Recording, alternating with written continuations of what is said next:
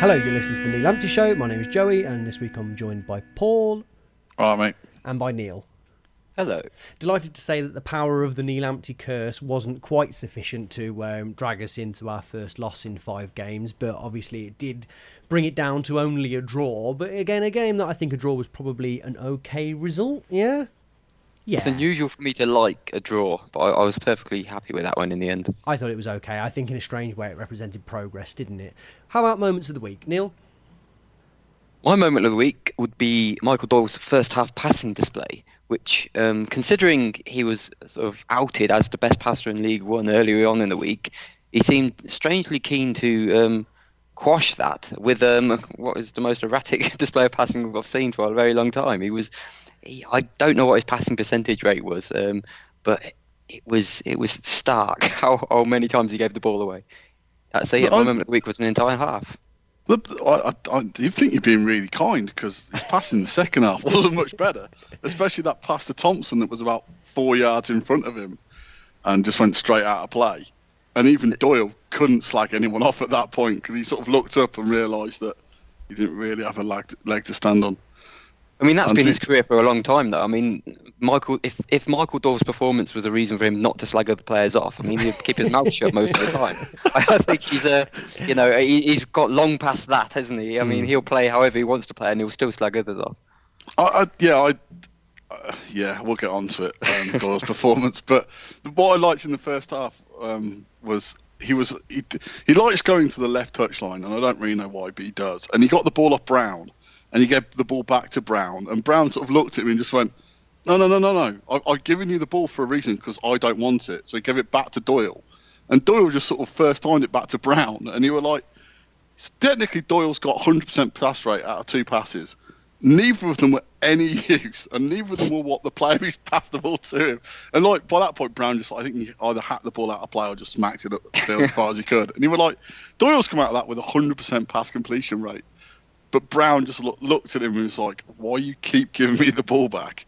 So, yeah, that's quite a good spot, actually. I'm going to go with Neil and go with Doyle's display because I can't think of anything else to talk about. I mean, what's funny about Doyle, and I still maintain this, for some reason he can play with the football as poorly as possible, and I still see real value of him being on the pitch. Yeah, I do. Yeah. There is something there, and it shouldn't be the case, but it is. Him being there, just making sure others at least are performing to some sort of level, is still important. So I'm not here to slag him off or anything. I'm just here to laugh at the fact that he couldn't pass a ball.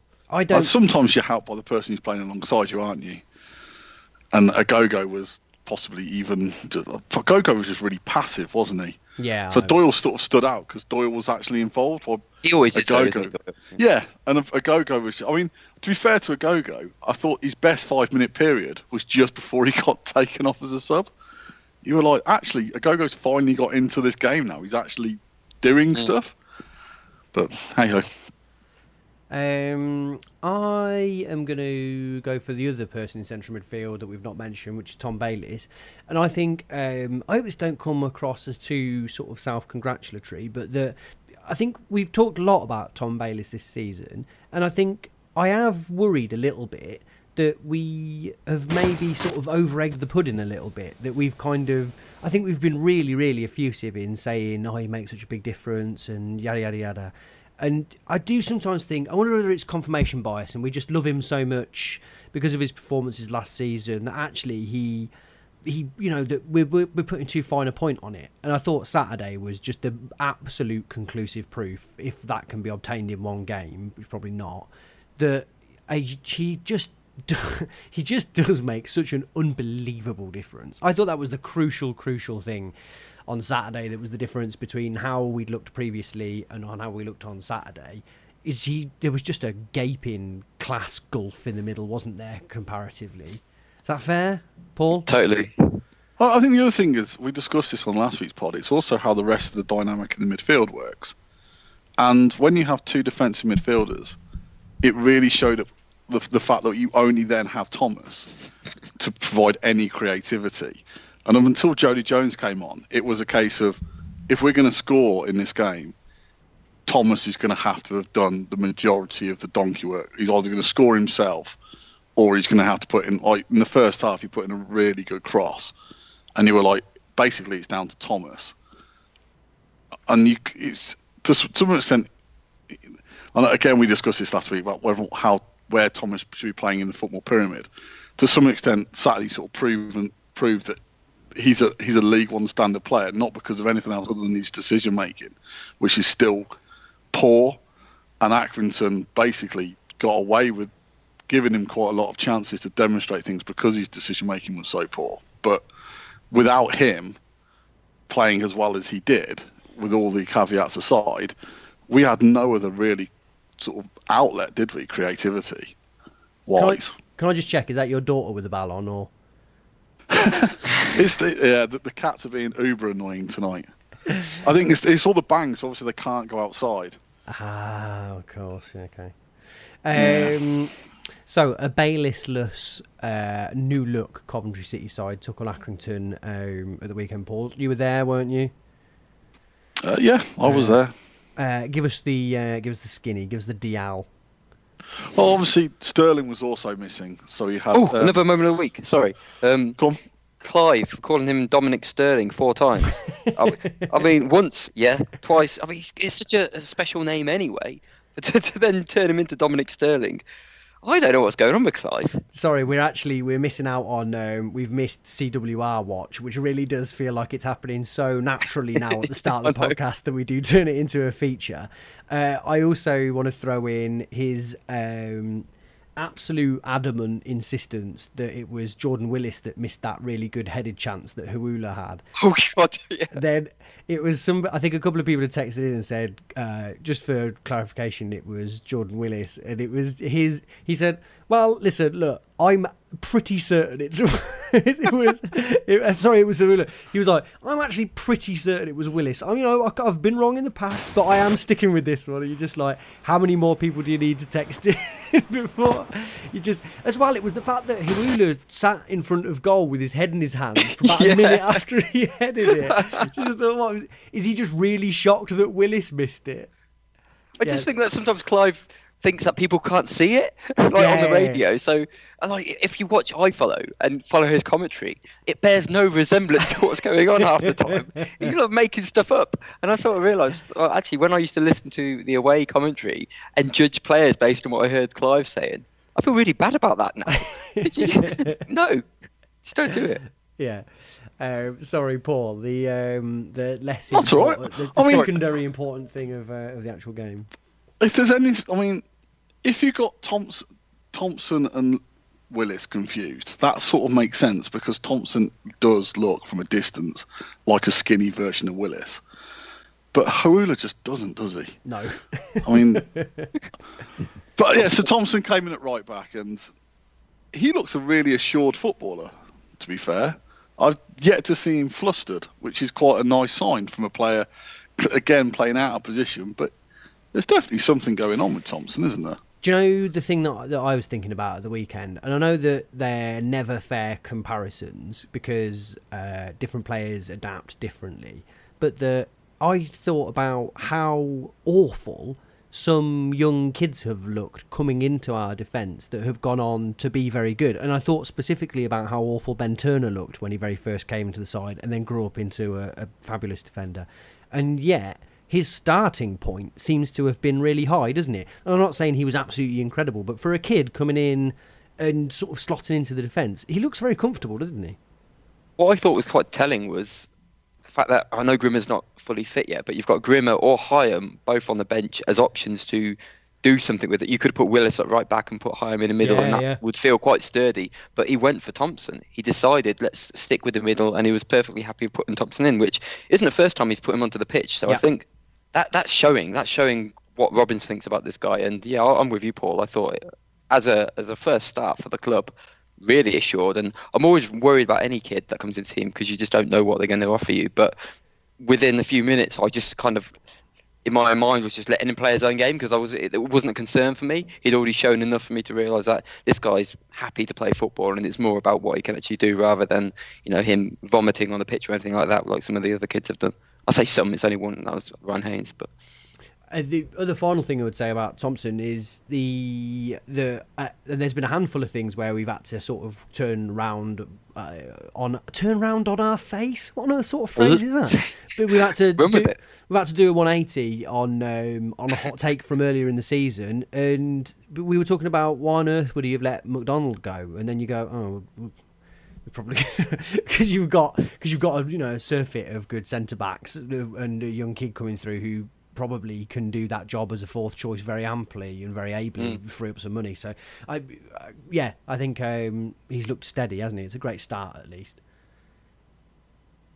On the other interesting decision that he made was he decided to go for a go above Kelly in the central midfield. Yeah, which did seem like an odd decision. Whether or not he was back to, I don't. Agogo is one of those queer players, a bit like Brown. We've heard like Trophy fans raved about them, and it's not quite happening for either of them yet. Like Brown probably had one of his better games for us, in the fact that he didn't seem to make many mistakes. Agogo, as I said earlier, I just found him really passive. If the game came to him, he was fine, he was involved, but he wasn't looking to get involved, which was quite strange.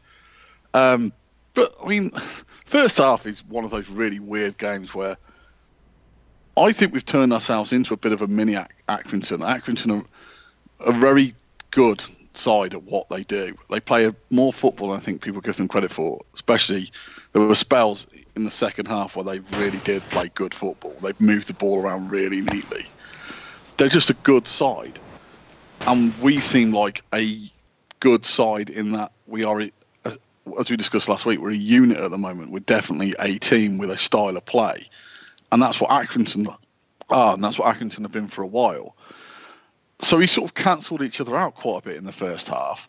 I think we had three decent opportunities. We had the Harula header, as we discussed, where he really should have scored. He almost sort of overheaded it, if that makes sense. He tried to be too cute, where he sort of ducked a little and tried to play. And you're that far out. Basically, if you head that forward, you're going to score unless it hits the keeper. You don't have to do anything as a striker on that one. You just got to head that back at the goal. But strikers miss chances. There was the one that Chaplin got on the end of Johnson Clark-Harris header back across goal that the keeper did well to tip over the bar. And I think Chaplin had another header that just went over. That was sort of it from our chances. Their chances, they had the one where from that, they had a throw in our half where their player was stood about 5 metres away from both Doyle and Chaplin, and neither of them approached him. And you were like, well, that's just too easy. He was too far in the centre of the pitch for them to let him get away with what he did. He then moved the ball forward.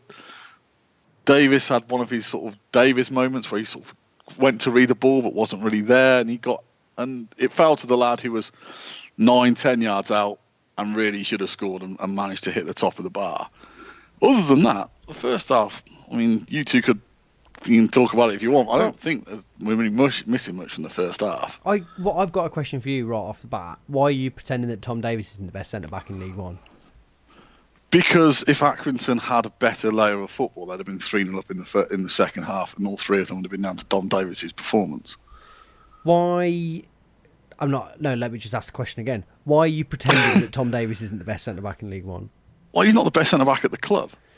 You want Fancy Dan, Ponzi players who do things like passing. The best centre-back at the club at the moment is Jordan Willis, and you will never hear me call him a Fancy Dan passer. Why can't you accept that sometimes what you need is a tall man to do heads and shins away from a goal? I noticed the shins, by the way. I was watching it this week. I'd never realised. It's not just the way he kicks, it's the way he runs as well. Yeah. It's all very noticeable.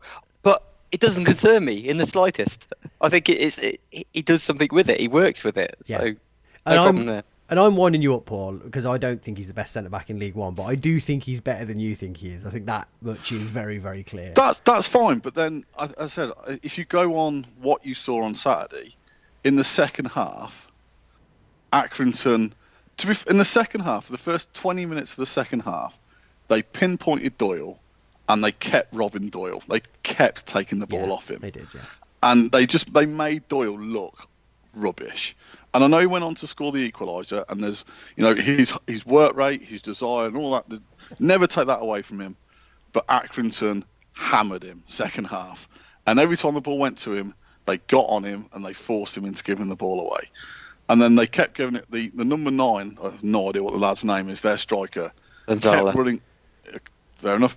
Kept running around, kept running up and down the channels, and about 3 times you're like, if you release it, like there's one on the highlights where they end up with a shot, but the ball through to the number 9 is on. It's on. Like if you play that ball through, he's through, and they never quite played it. And to be fair, Joey, you pinned it after the game where you said that they're still League One, and that's the biggest issue is if they had a really good attacking midfielder, the player to play those passes for that 20 minutes.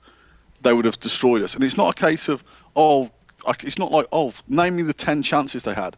It's not a case of the fact they missed 10 sitters. It's the fact that they got to that point where they were on top, they were in the right position, they'd have played the right pass, we wouldn't have been able to deal with it, and they kept choosing the wrong pass because they're in League One. And to some extent, a lot of their players are League Two players. And they couldn't quite get that second goal. But they were clearly on top. They were the better team. And that made us make substitutions. One of those substitutions was bring on Liam Kelly for a go-go. Now, I'm not about to say that Liam Kelly had a great game, because he didn't. But what he did do was he was starting to get involved. And suddenly you have Doyle and Kelly passing the ball out of play. But also you had both of them getting involved.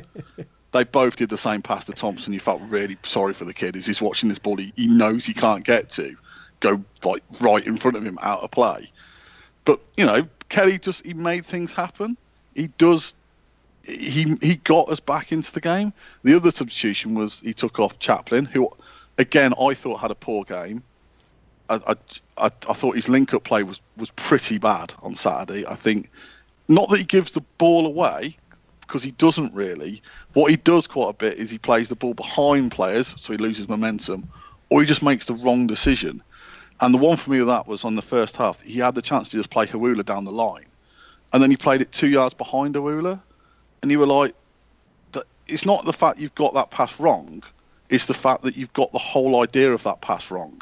If it was in front of him 20 yards and he doesn't go onto it, shit happens. But actually to play that ball behind him was just the wrong decision. And I felt Chaplin just got he just made a lot of poor decisions, which didn't help the team at times. So when he went off and Hawula went through the middle and Jody Jones came on, suddenly you had a bit more balance because you had Jody Jones, again, not that he had a particularly great game, but what he did was he just stayed on the left wing. He gave us balance. And he was just like, for the first time, we looked like we could create things in the second half from open play. And the other thing in the first half, until Jones came on, is the amount of times that Thomas sort of drifted from the right wing, because he was just trying to get involved. And you were like, I don't think this happens when Dave Bayliss is there, because you've got players you trust to give you the ball. You could see that Thomas was just too eager to get involved, so he started playing up front, started drifting too much. We lost the balance, especially when you don't have a natural right back. You have a centre back at right back who's not providing the width, which is people who are going to criticise him for not providing width are just stupid, because he's a centre half. He's not going to get up and down. He's not Cafu. So you've got to accept the fact that you're going to lose that slight dynamic. But as the game wore on, once they had scored, the game was quite open, but we came more and more into it. And then we got the equaliser. Again, Thomas picked the ball up. He had this tendency in the second half, because he'd had a couple of decent shots, to just keep tucking in and shooting. Accrington had worked that out, and they kept blocking those shots. And finally, he decided to do something else, which was passable to Jones. It was a great ball in by Jones. And then Doyle tucks it away from 4 or 5 yards. And you're like, we probably have deserved this, because we've stayed in this game. Like, when Accrington were on top, we never really fell 2-0 behind. I am not sure. I didn't feel like it was a goal that we massively deserved. I thought, and a couple of people took issue with me on this on Twitter, but I thought the second half, especially the first 20-30 minutes of the second half, we were really, really comprehensively outplayed by Accrington. They came out a lot better, and we came out a lot worse, I thought.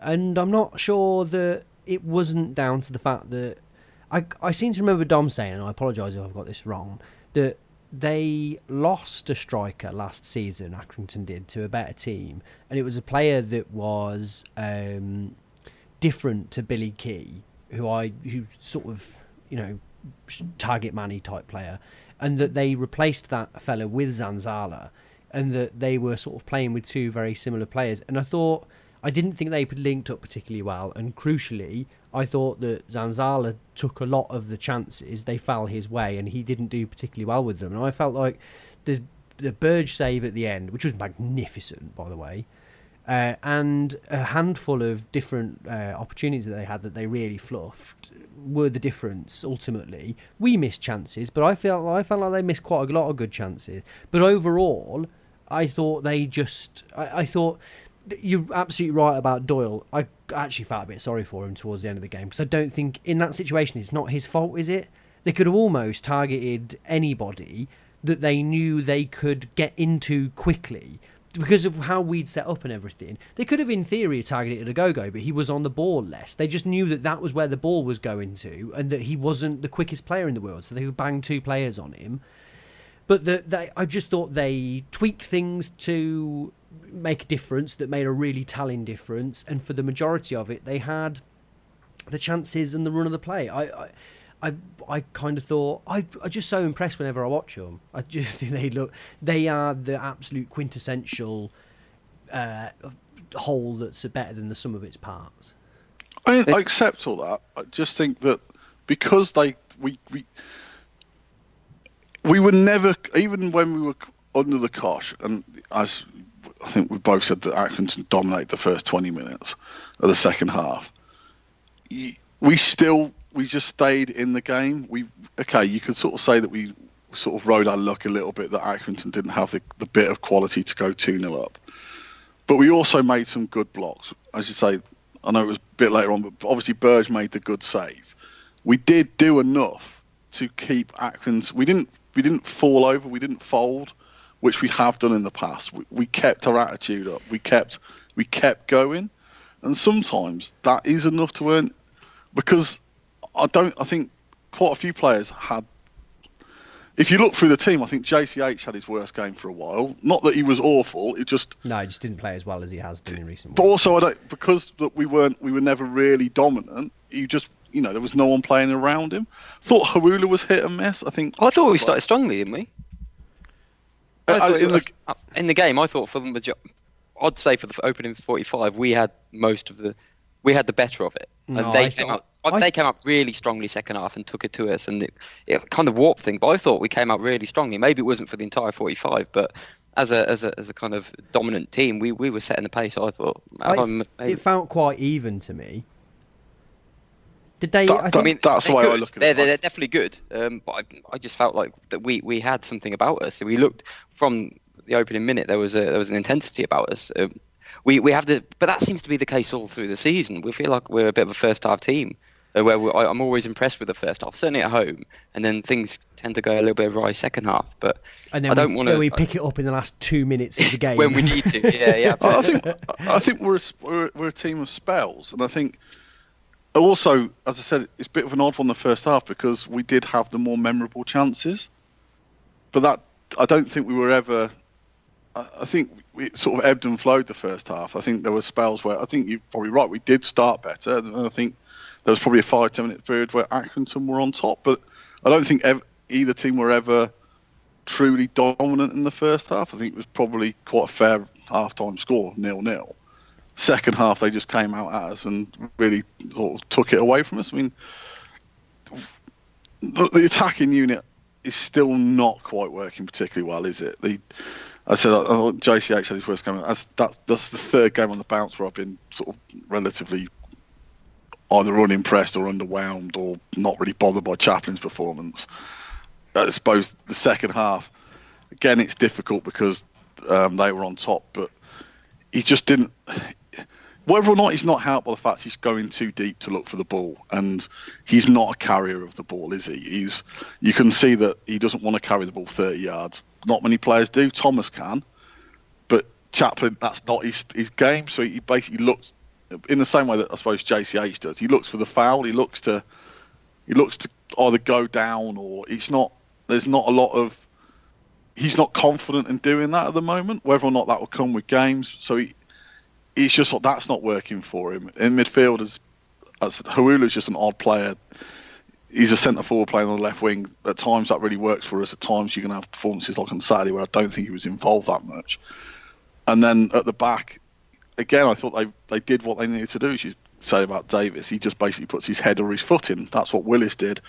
Thompson's got a little bit more about him. He's a bit more assured on the ball. You can see that you can see he's that next level of academy player. You can see he's the next generation where you have to be sort of the athletic player, but you've also got to be able to have a bit of touch. He looks like that. Brown again Brown's still up and down. He's still not being brilliant, is he? But he's not been. I thought he was okay.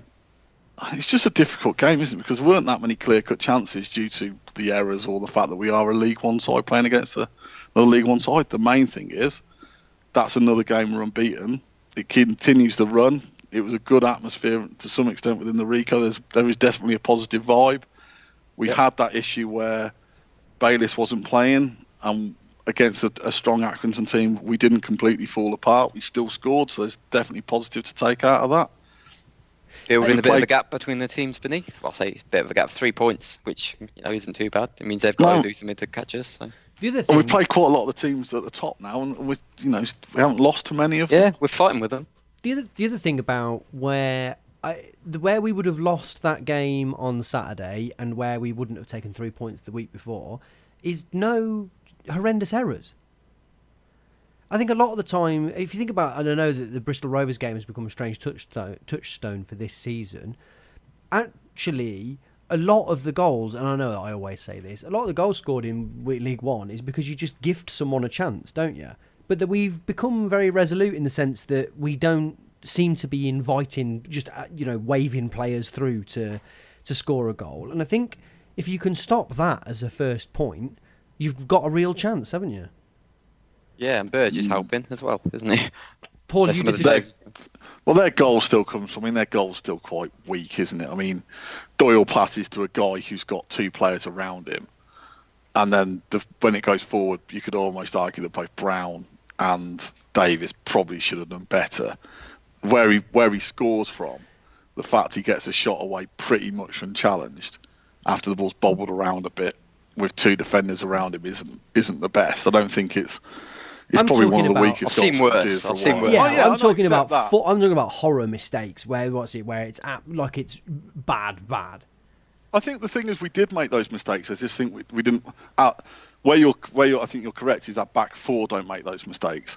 Yeah, our midfield and our strikers did make those mistakes, but it's a long way from there to our goal.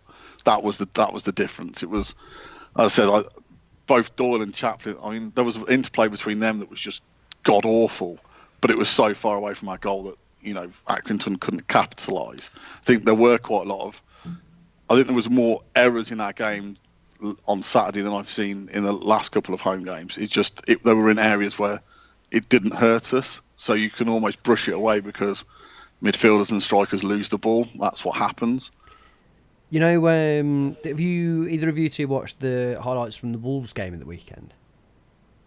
I saw bits of it, yeah. You know the young lad that everybody's been going mad about who played that amazing pass through to Helder Costa? Yeah. Do you know what I'm on about? That defence splitting pass. Just what's it? I don't remember the pass.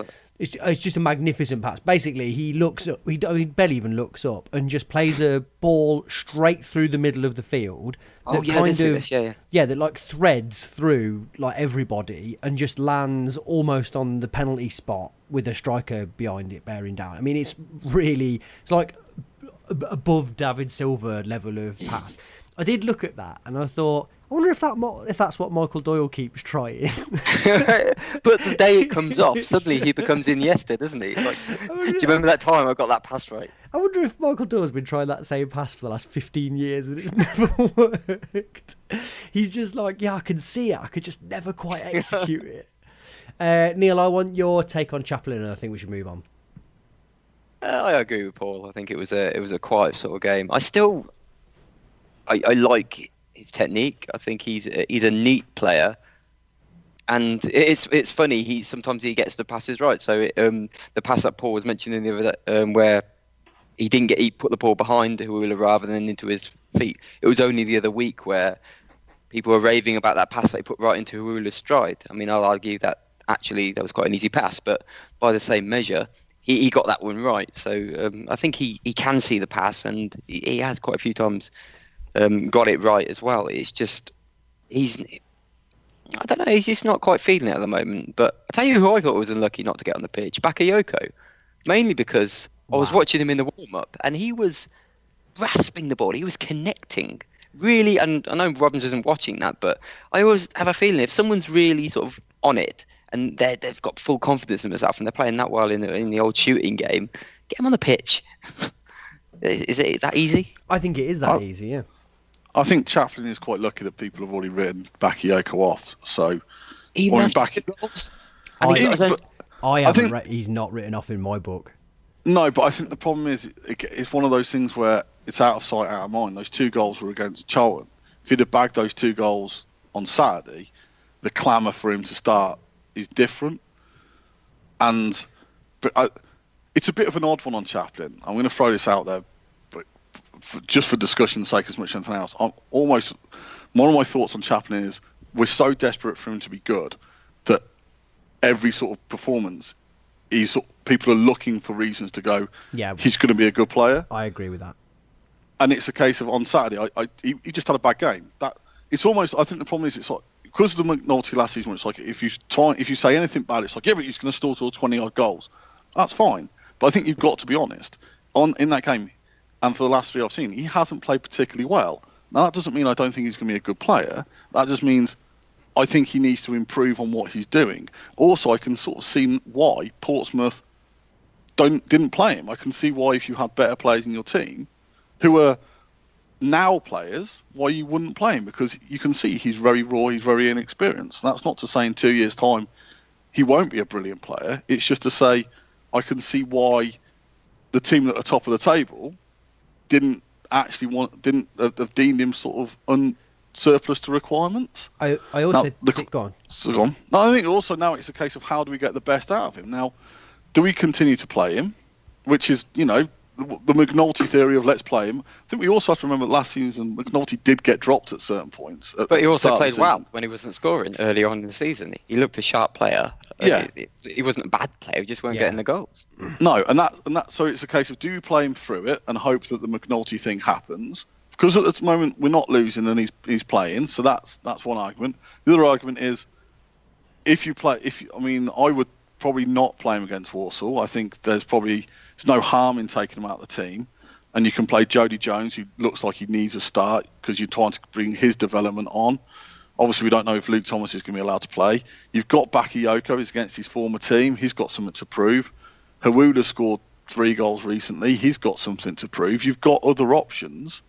So, just take Chaplin aside and say, look, this is the first time you've ever played 8 games on the bounce or whatever it is. I'm taking you out. I'm taking you off after an hour anyway because you look knackered. This isn't you being dropped. This is you being rested, and we'll try other things for this one game and then see how things go. I think you've got a perfect storm of things on Saturday that is exactly that. So you can say to him, this isn't dropping you. It's a cup game, and I either don't give a monkeys about the cup, or I'm resting you because I've got other options, or it's Bakayoko's old club. So however you want to play it, I think you've got a perfect storm where you could bring someone else in without raising too many eyebrows of dropping a player that's already very popular. And you've also got fair right to bring him straight back in if that player that replaces him doesn't do amazingly well. Or if that player does do amazingly well, you've got fair right to... Do you know what I mean? He's like he's on a winner no matter what happens if he doesn't play him. Whereas I think and I'm really excited by him. I think he has got an awful lot of promise and an awful lot of talent. But I don't think there's any reason for him to play on Saturday. But I also say that as a man who doesn't care at all about Saturday's game. I kind of think... I don't know about you guys. I'm not bothered, are you? Going to win the cup, mate. Well, it's going to happen this year. I think as good as the money would be, I'd rather channel...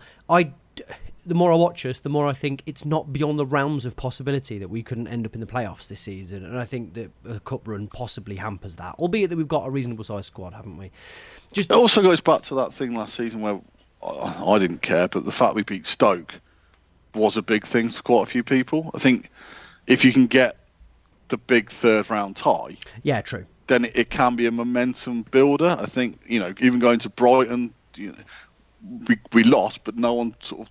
It's almost shot to nothing. It doesn't matter. Yeah, but it showed the players what they were capable of as well. It did. I think Stoke and that MK Dons game, two higher division teams, and they went there and they put in a different level of effort, and it almost became the benchmark for the effort that was required to win those harder games later on in the season. So, I mean, it's one of those. If we go out, who gives a shit? It doesn't matter really. But by the same measure, I think there's still there is value, in the competition in some form. But I'm with you on the giving certain players a game because the opportunity's there. There's no real risk in doing it. So Jones, for me, has to get in the starting 11. Let's give him some proper time and let's make him really push for the starting 11. He's looked so dangerous when he's come on, hasn't he? Oh, yeah. He just looks like he's another one like Bayliss, where he's kind of making a mockery of the idea of it being a step up, isn't he? He's playing. He looks, when he's come on, he's been as dangerous as he was last season in League Two, like just constantly a thorn in people's side. The quicker we can see him back properly, that's really, really exciting, isn't it? He's easing his way in, but like you say, it's game by game now. We're starting to see like Saturday was a great example. I mean, how much did he have? Like 20, 25 minutes, something like that. And when he gets they didn't like it. Yeah. No, and the way you almost forget that he's quick. And that's the funny thing to say, but he kept just dropping his shoulder and nudging inside, and next thing you're like, shit, we've got like a reverse Luke Thomas on that side as well. Well, there you go. Yeah, that could be something really, really dangerous. We got Cheltenham on Tuesday as well, so so to some extent, neither game really mean anything. So you can rotate the squad a little bit for those two games to bring in the players to give. Jones could have start for an hour on Saturday if he looks knackered, but then you gave him the game on Tuesday for an hour as well to sort of get those back-to-back games. As I said, you could almost take Chaplin out of both and give Bakayoko, or even, where's Tony Andrew gone? He's completely disappeared off the face of the earth. You've also got Brendan Mason to come back. You've got Jack Rimmer, who's obviously played in the other 23s today. You've got quite a few players who you would like to think can take, even Jordan Shipley, of course. Jordan Shipley, a go-going Kelly. I mean, you probably don't need to give Doyle a break from one of those two games as well.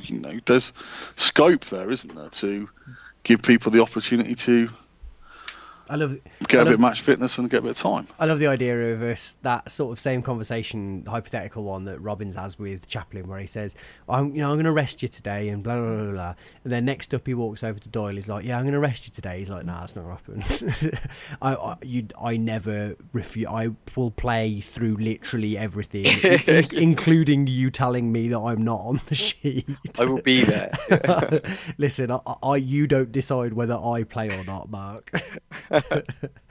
Right, okay. Well, let's wrap that up then, unless we've got any final desperately needed Accrington thoughts. No, I've waffled enough to give you a chance to put in. You've not taken it. Dom's going to talk to us about the Walsall game in a bit more detail. Then we're going to come back and do some...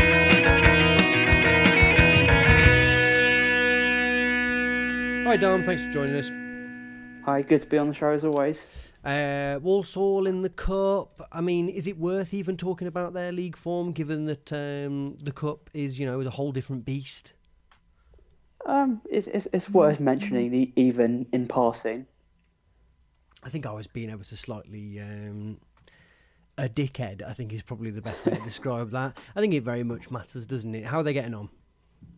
So they started off pretty well, which was sort of confounding expectations because they didn't really have much money over the summer. They're typically one of the clubs with the smaller budgets in the division. Had a very, very thin squad, especially in defence.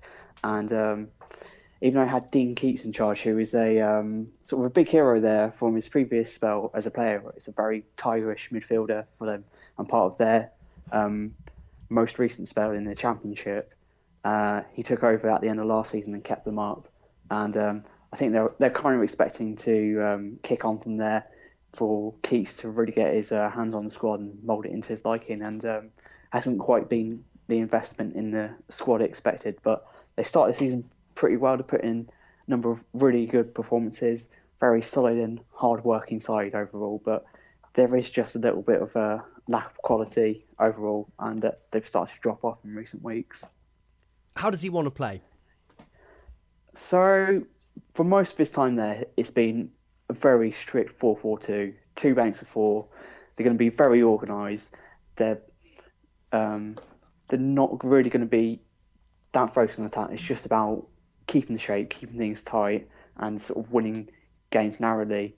More recently, the past couple of weeks, he's tried to shoehorn in two creative midfielders basically into the same team and switch to a 4-3-3. Those two creative midfielders are George Dobson and Connor Ronan. Dobson has been with Arsenal and West Ham as a youngster, had to spell in Holland at one point last year before coming back to Walsall, where he'd had a loan spell before. And he's sort of a deep-sitting midfielder who sort of likes to dictate the play, while Ronan is more an attacking midfielder who is on loan from Wolves and is billed as one of their top youth prospects. I'm sure anyone who's played Football Manager or FIFA will be vaguely familiar with him for his potential, and he's sort of starting to carve it out in the professional game. They've tried to move him into sort of a deeper central role as well, but looks like, certainly based on their last game against Burton, where they lost 3-1, that maybe that 4-3-3 shape isn't quite doing it for them. It's not really giving them the balance they had earlier in the season. Just looking at the rest of their squad, how old is Isaiah Osborne? I've got a horrible feeling he's not as old as I think he is he? Off the top of my head, I don't really have any idea. I imagine late 20s, possibly pushing 30. 30? It's incredible. That means that Isaac Osborne presumably is even younger. How is that possible? Was he younger than him? Maybe he's not. But how are they not? To me, it feels like they should be in their 40s or 50s, but obviously that's not how time works. Who else should we be looking out for? So a player who's really been catching the eye is Morgan Ferrier, who they signed over the summer from Boreham Wood. Sort of a decent-ish National League sort of striker, but it wasn't really pulling up trees at that level, even if he was part of a Boreham Wood side that made the playoffs last season. But he's really caught the eye. He's a very quick player, so it's quite strong, sort of barrel-chested kind of player, and can be a little bit frustrating. Can overrun with the ball. You can not track back as much as people will want him to, but he scored a number of really eye-catching goals, and he looks like he's sort of stepped up to League One level quite well. Another striker they've signed over the summer from the National League was Andy Cook, who came in from Tranmere, where he scored, I think, around 30 goals last season in the National League. No one was quite convinced that he was quite of League One calibre. He's not a very mobile striker. He's a sort of big sort of target man who is very good sort of feeding off crosses and has sort of the occasional sort of spectacular long ranger on him. And he's done okay. He hasn't necessarily been first choice. They've also got a few very quick wingers in Zeli Ismail, who's probably the best of their collection of wingers. We've got Josh Ginnerly, who is from Coventry, I believe, and also Kieran Morris, who's come through their academy, has been with them for a number of years. What happened to... I think of them as having a really sort of stellar collection of former League One players who have not quite gone on to bigger and better things. Whatever happened to Rico Henry and to Romain Sawyers, etc.? Well, they both went to Brentford, basically, with Dean Smith, who... there we go. Yeah, sort of went a couple of years ago. Okay, yeah. Want to hazard a prediction on the score? I'm actually relatively confident about this. I think Walsall at the moment are sort of trying to figure out their best shape and their best team, and their performances are starting to tail off a bit. I think if they can take the lead here, they might be a little bit niggly and annoying to play against. But I think we are a better team than them, and I would back us to win this, which is probably the kiss of death. We shall wait and see. Thank you very much. Okay.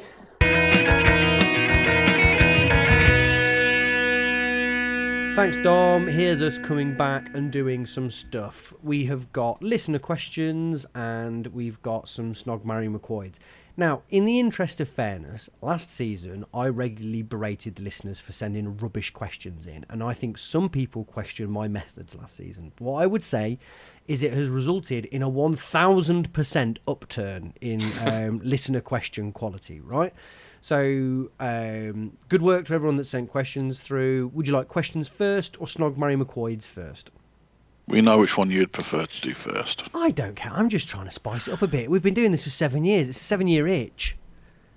I'll tell you what, I was doing some sums the other day because I like wasting my time on shit. Basically, if you to listen to our 200 episodes back to back, it would take you over 8 days solidly. 8 So anybody want to do that?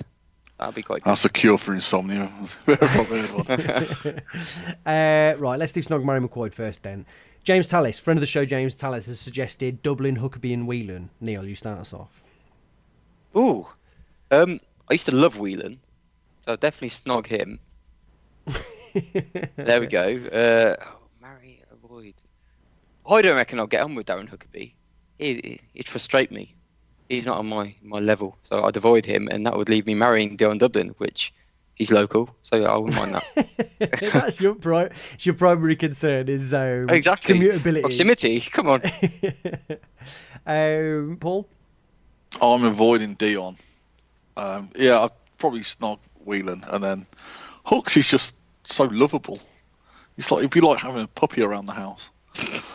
Why are you avoiding Dion? Just damn. I think that's disgusting. I mean, I would avoid Noel Whelan. I would avoid Noel Whelan like the plague because he seems like an absolute nightmare. And then it really is a toss-up here. Sorry, go on. Sorry, I was just remembering the other day, I don't know if you saw it on Twitter, Whelan was on the train and he was getting so worked up about the fact that someone refused to go for a beer with someone because they wanted a cup of tea instead. He's like, what is happening to this country? He should have waited on and go, don't you know that I'm a former Premier League footballer who's ruined my career by kicking a window when I'm drunk? If that's not an advert for drinking, I don't know what is. Yeah. Sorry. And then no, that's quite all right. I think all you've done is just colour in the gap there of me saying he seems like an absolute nightmare. I am terribly jealous of the life of Darren Huckabee, who just seems to work a couple of hours a day and then spend the rest of his time drinking, as far as I can tell. So I'm going to marry Huckabee so I can get into that life. Yes. And I'd snog Dion, but I must admit it could have gone either way around there. Okay, We've all gone different then, haven't we, pretty much? I think we have, yeah. I think we've mixed it up there. I don't know. Do you want tastes, different needs? Different drinks, yeah. Does anyone want? Should we have one more quick one from fellow friend of the show, Ian Heron? He's gone for a double-barreled set. So Reece Charles Cook, Johnson Clark Harris, and Latif Al-Fadaliu. Paul, do you want to start us off? Who were that? Who were they? Reece Charles Cook, Johnson Clark Harris, Latif Al-Fadaliu. Well, we know that Latif is a good driver, so I'm going to marry him because he can chauffeur me around. Do you want to remind people that might not know what that's a reference to, what that is? I honestly can't remember now which player it was. It was Saido Berahino, I believe, when he was banned from driving. That was basically Latif's job, was to just drive the Saido Berahino. And there was also that brilliant picture of him signing on the same day as Joe Cole. Yes. Where there was like him in the background. Yeah. Just like, looking forlorn. Shit.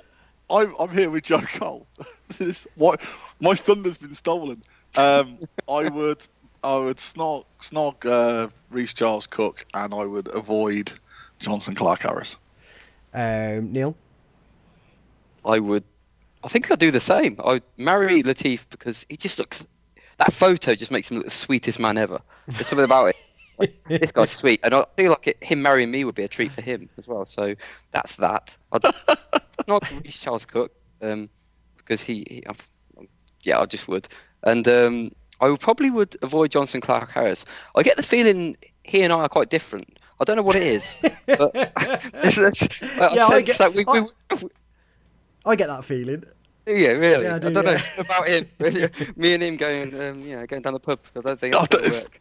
Definitely be a car journey, you two together, basically arguing over what music you listen to. I can imagine you having a massive row about the quickest way somewhere. I think Reece is gorgeous, and he seems to have interesting interests, especially for a footballer.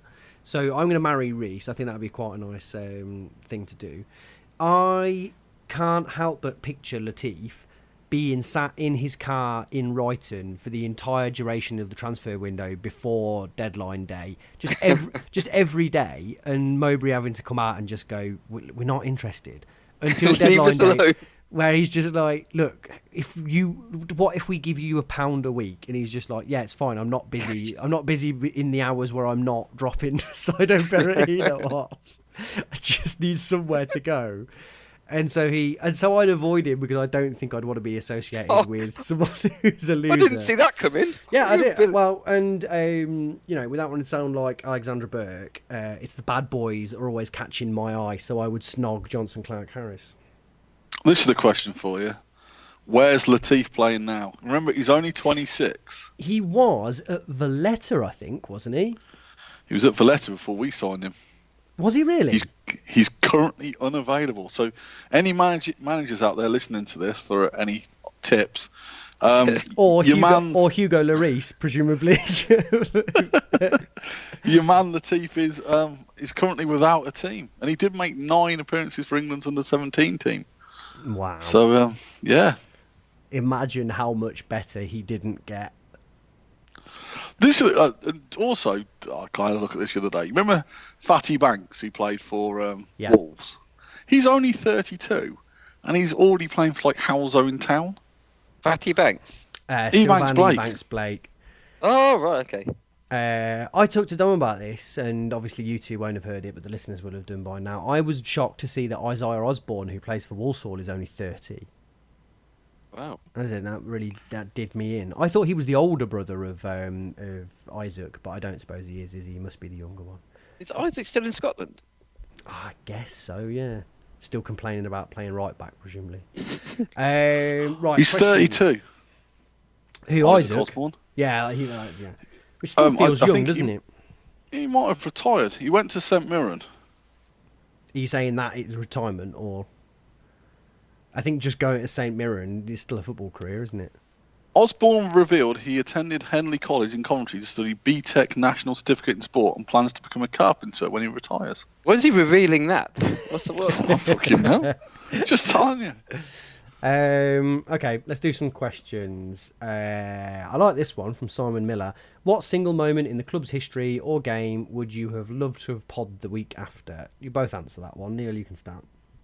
What? That's like choice paralysis. I'm supposed to pick that out. That's like 100 and something. Okay. I think the FA Cup final. The day we lost 5-1 to Sheffield Wednesday with Fabian De Beek in goal.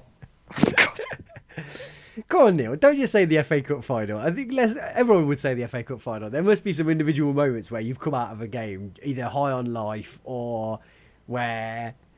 Like, how about the game after... How about like highs and lows? So, the Tottenham game where we stayed up. Tranmere away. Yeah, Charlton away on the last day of that season when we lost 4-1. Basically, most of Chris Coleman's Coventry career. Yeah. I mean, I would pick... I mean, I know it's before my time, really, but I would 100%. And I would want to transpose it into modern day with social media and everything. I wish we could have been doing the pod after the Sunderland relegation game with 15 minutes. Oh, God, yes. I would have been a pig in shit on Twitter that day after that. Goaded and that would have been really something, wouldn't it? Any others that we've not mentioned? I guess the era when we were brilliant, in the 60s, when we were flying up the leagues and actually got to where we wanted to go. I mean, that's...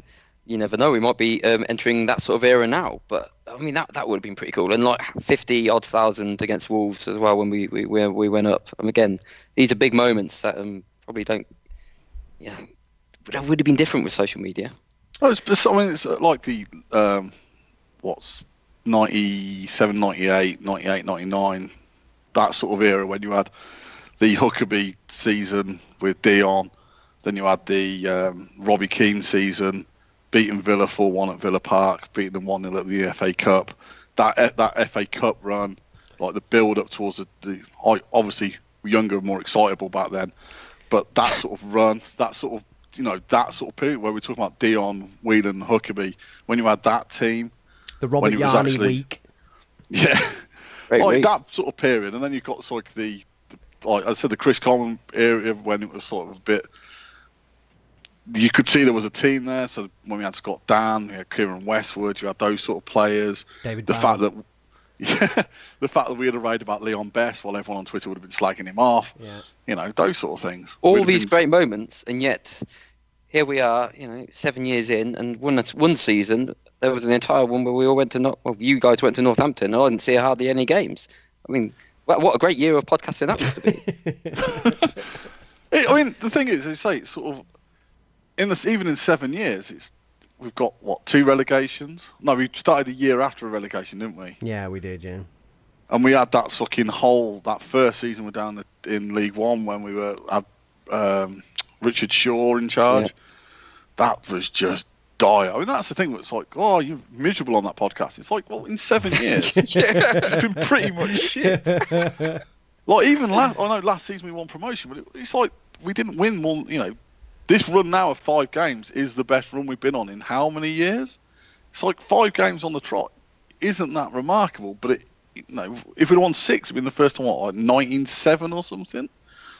Like, we don't support a team that's particularly good. It's not going to be a giggle a minute. The fact we managed to make it as entertaining as we do, I think, shows our developing high skills quality, as podcasters. Yes. Let's be fair though. If this was a Man City podcast, you would still be complaining that Fabian Delph wasn't a good left back. But the thing is, if we'd have spent an hour talking about how good Raheem Sterling is and how much everyone is an idiot for rating. You wouldn't. You would have said, "I'm not sure about Edison's kick-in." You would have said, "Aymeric Laporte's pass completion rate this week was under 90%." That would have been straight away where you. I think you'd say that Sterling runs funny. Oh dear. I was talking to a Man United fan. And I was like, do you go up often? He goes, well, the problem is, and I think it was after the Ferguson era, so I think it might have been Van Gaal. He said, the problem is, it's like, unless you're 4-0 up, because you're so used to winning every game, unless you're winning, everyone's, like, the atmosphere is just shit because you're not winning. And you're like, but it's like a bit the same with the Rico. It's like, if you're not winning, people are still, grumbling if you're not winning. I suppose it's, have we talked about this before? I went to Man United Blackburn in maybe 2007 at Old Trafford, and at half time they were 1-0 down, and there were boos ringing out throughout the stadium. And at half time they brought Paul Scholes on, and he was just possibly the best I've ever seen a player be in the flesh. And they ultimately won 4-1, and they came out grumbling about having been 1-0 down at half time. That's a life, isn't it? I do love those things. You see them on Twitter quite often where it's like, who's the best player of this generation? We like Scholes, Gerrard, and obviously everyone's sort of, Liverpool fans are like, will die on the cross of Steven Gerrard or the slip of Steven Gerrard. And it's like, as a completely independent fan, okay, I didn't see Gerrard at his absolute best, and I didn't see Frank Lampard at his absolute best. Where were you? Well, because we didn't play them. I didn't watch. Oh. I didn't live. I think I'll always say this. I think you can't. Yeah, you have to watch players live. You have to. It's just a different thing from watching on TV. But Scholes and that Man United, that generation of Man United team, that one at like the late 90s, when you saw them live, you were just like bowled over by just how good they were.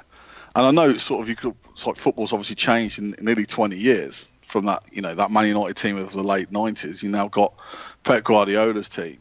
And it's just like, that, some of those players, it's just like, Scholes is amazing. I'll always have Scholes up there in my top 3 because he was just such a pleasure to watch.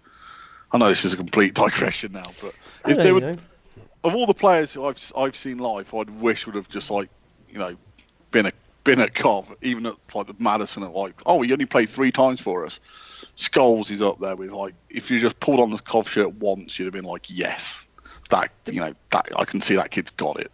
The funny thing about Scholes, and then maybe we move on after this, that game that I was talking about where he came on at half time, when you think about amazing performances, it's hard to deviate away from the idea of thinking about like Ronaldo against United, for like the original Ronaldo.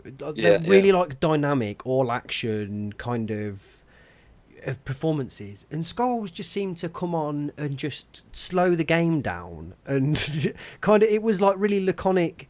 It's a really weird. It was like he came on and turned it into a different sport. Like he was just like, let's it's rare I've ever seen anybody. We talk about Gary Speed that time coming on and sort of and calming Sheffield United down and getting them back into the game. But this is entirely different. It felt like he'd sort of come on and was like directing it, like he was stopping it when he needed to. Yeah, it was just bizarre. But yeah, what a player. But it's also the same. Sorry, complete digression. I'm going to finish this point now. It's a bit like Roy Keane, and obviously, if you think of Roy Keane, you think of like that performance against Juve where he was just beyond magnificent. The thing that always stands out for me about Roy Keane was we played Man United at Highfield Road, and the ball went to, I think it was Barthez was in goal, and he just smacked, under no pressure, smacked the ball out of play, and Roy Keane just gave him absolute dog's abuse, and you were like, even I think they were 2-0 up at the time, and you were like, at this point, they're clearly better than us, they're clearly going to win this game.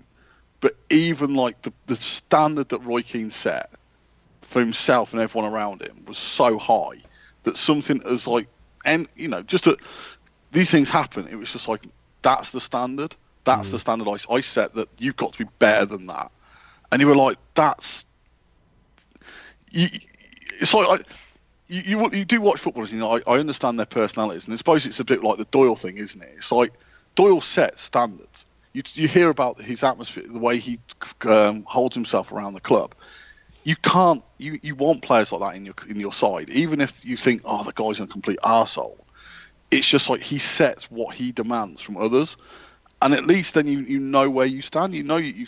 I always go back to and everyone always does. The Clinton O'Morrison is like, oh, it's Coventry in it, in that sort of like, I don't get, it doesn't matter if I don't win promotion. Who gives a shit?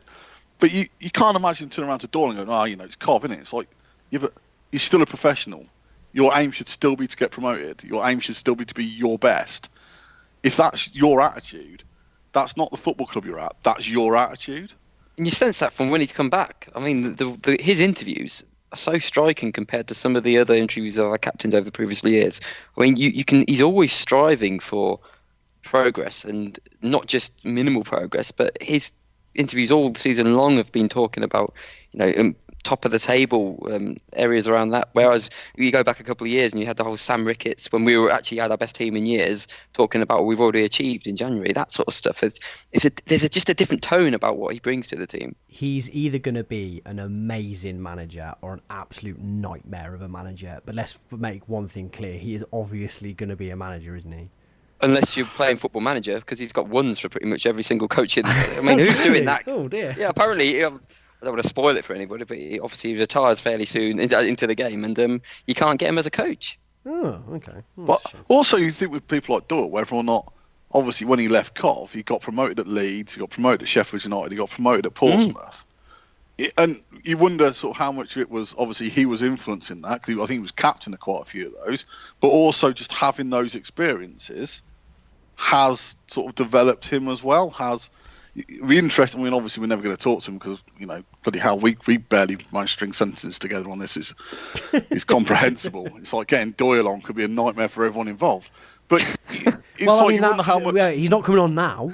No, but you do wonder sort of how much of those experiences of having won promotion at those clubs, of having led those clubs, of going, and all of them are sort of similar, similar size to Cov. Okay, probably Leeds are bigger, but you could argue because they were in League One at the time. It's a mindset, but also a sort of leadership and experience, and you've gone through it, and it's like there are lots of players who don't experience promotion. You look at them, and you're like, it's not you would have thought quite a lot of teams players would get promotion out of League Two or League One. But it's amazing how similar players get promoted 3 or 4 times, and some players never get promoted once in their career.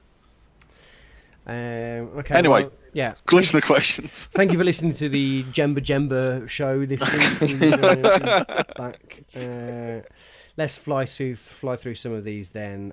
Mitchell asks, with Morgan Williams captain in the under-23s again, do you think the centre-back is most likely to be the next big breakthrough? I must confess I'm not seeing anything of him. Have either of you two seen anything?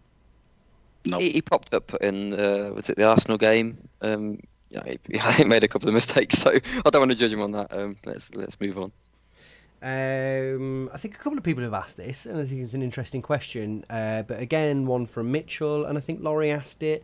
When Bayliss is injured, surely the closest centre midfielder we have to him would be Shipley, as Agogo and Kelly are too similar to Doyle. Paul, would you put Shipley in?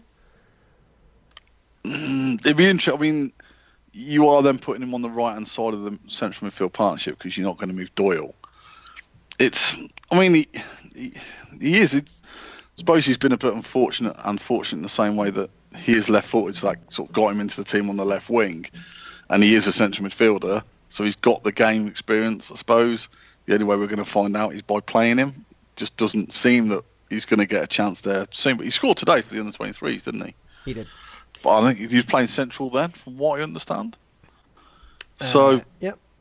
He definitely deserves a choice. And Agogo, as I said, didn't really do anything to impress. You've got Cheltenham in the checker trade. There's probably no harm giving him a chance there. And Neil, finally, I'm going to come to you for this one deliberately. Is it too early to talk of the playoffs from Mark Strong? No, automatics, mate. That's what I wanted to hear. That's the good stuff. Of course, it's not too early. 17 games into the season, we're 7th. We've just gone 6 games unbeaten. If you're not talking about the playoffs, don't come again. That's Neil. Sorry, 200 episodes. That's what I was coming to. But come on, I mean, Jesus, 7th place. Come on, we're in it. If this was last season, we'd be in the playoffs now. But alas, a different league with different criteria. Different leagues for different teams, as they say. Okay, that'll do for this week. Unless there's anyone who's trying to shill anything this week that I've not realised. I think so. We haven't got Neil Lamptey Show branded tea towels yet, but I'm hoping they'll be available for Christmas. Okay, thank you very much, Paul. Cheers, mate. Thanks, Neil. Thank you. Thanks for listening. Bye.